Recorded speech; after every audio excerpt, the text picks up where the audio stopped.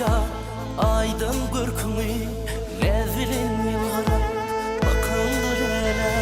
seyle çıksan gelşip fehra düzüme hak aşık men anan gülüm sözüme cahanna bir fin görünyen gözüme lezilin yılgıra bakıldır ele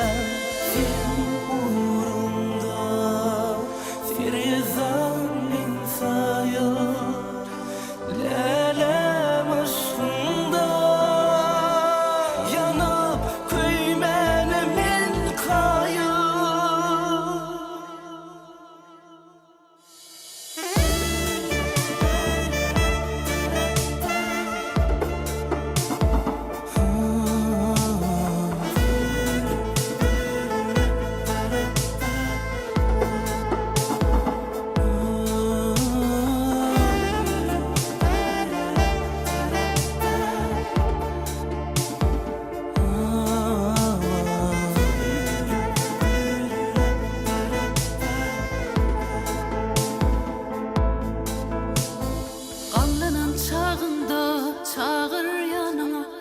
derhal gül başına gülüp gelip bir yıl vursun derma olsa canına sevgimi kanını çalıp gelin ne dulisi kara saçın durması Mecnun kalar gözlerim sürmesi vardır aşıkların yürü vurması